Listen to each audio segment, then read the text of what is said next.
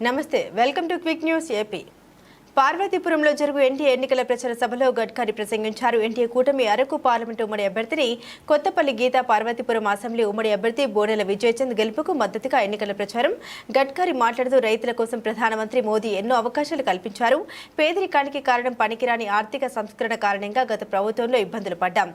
ఇప్పుడు మోదీ సారథ్యంలో ఇవన్నీ అధిగమిస్తున్నాం. 35,000 కోట్లతో విశాఖ రాయపూర్ అభివృద్ధి చేస్తున్నాం. 22,000 కోట్లతో green field highway Araku parliament పరిధిలో నిర్మిస్తున్నాం. మీ ఏరియాలో మంచినీటి సమస్య ఎక్కువగా ఉన్నట్టు తెలిసింది. 10,000 మంది రైతులు ఆత్మహత్యలు చేసిన ప్రాంతం నుండి నేను వచ్చాను. రైతులకు అత్యంత ప్రాధాన్యత ఇవ్వడం జరుగుతుంది. నేను మంత్రిగా ఉన్నప్పుడు పోలవరం శాంక్షన్ చేయడం జరిగింది. 35,000 కోట్లతో రాయపూర్ హైవేను నిర్మిస్తున్నాం. 22,000 కోట్లతో గ్రీన్ఫీల్డ్ హైవేని అభివృద్ధి చెందుతాయి. మీ ప్రాంతాలన్నీ సాలూరు బైపాస్ మీకు చాలా ఉపయోగం. రోడ్లు బాగుండడం వల్ల అమెరికా గొప్ప దేశంగా మారింది. మీ ప్రాంతానికి మంచినీటి ఏనుగుల సమస్యను పరిష్కరిస్తామని హామీ ఇస్తున్నాము. కేంద్రం ద్వారా మీకున్న సమస్యలన్నింటినీ పరిష్కారమైనట్టుగా చూస్తామని పేర్కొన్నారు.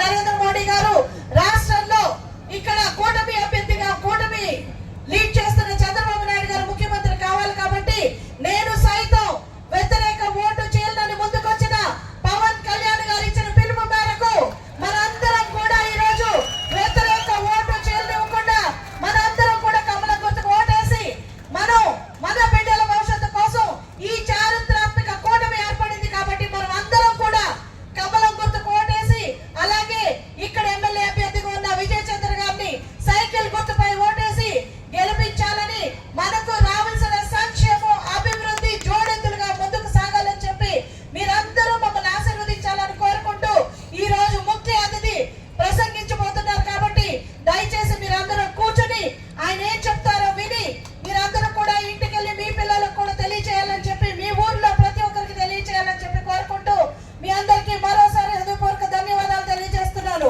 నరేంద్ర మోదీ గారి నాయకత్వం, చంద్రబాబు నాయుడు గారి నాయకత్వం, పవన్ కళ్యాణ్ గారి నాయకత్వం. జై బీజేపీ, జై in the area of Vidarbha in Maharashtra. విదర్భలో నేను రైతుల కోసం పనిచేస్తున్నాను. 3 షుగర్ మిల్స్ రన్ చేస్తున్నాను. I am coming from the area where we have 10,000 farmer suicides. 10,000 మంది రైతులు సూసైడ్ చేసుకునే ప్రాంతం నుంచి నేను వస్తున్నాను. I am really happy that today our government under the leadership of Prime Minister Narendra Modi ji has given special priority for water conservation, water storage, drinking water, and at the same time giving priority to complete the dams, big dam projects in whole country. Narendra Modi గారి ప్రభుత్వం నీటి పారుదల కోసం ఎన్నో రకాలైన పథకాలను అమలు చేసి దానికి చాలా ప్రాధాన్యత ఇస్తున్నారుగా మనం చూస్తున్నాం. I am really happy when I was also in charge for water resources minister. I have sanctioned the big important project in Andhra Pradesh named as Polavaram. నేను నీటిపారుదల శాఖగా మంత్రిగా ఉన్నప్పుడు ఆంధ్రప్రదేశ్ కి పోలవరం ప్రాజెక్ట్ శాంక్షన్ చేయడం జరిగింది.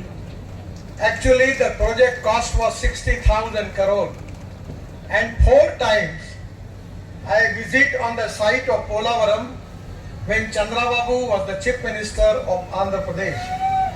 60,000 రూపాయలతోటి మేము పోలవరం ప్రాజెక్ట్ శాంక్షన్ చేశాము. 4 సార్లు నేను ప్రాజెక్ట్ సైట్ చంద్రబాబు నాయుడు గారు ముఖ్యమంత్రి ఉండగా నేను అక్కడికి సందర్శించడం జరిగింది. But I am really unhappy that because of the politics in the state, still the Polavaram is not completed.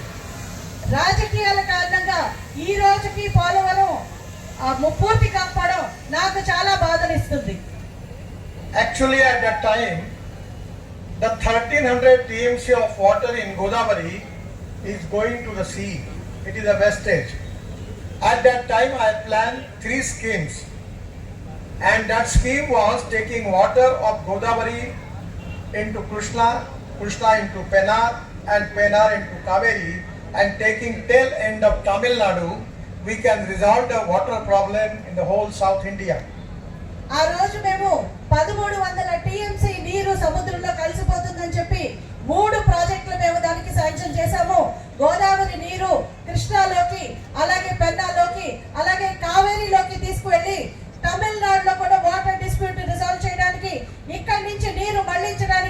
మేము ప్రాజెక్ట్స్ చేయడం జరిగింది. It is really a great mistake, planning mistake. As before 47, the government at that time under the leadership, Congress government under the leadership of Nehru ji, their priority was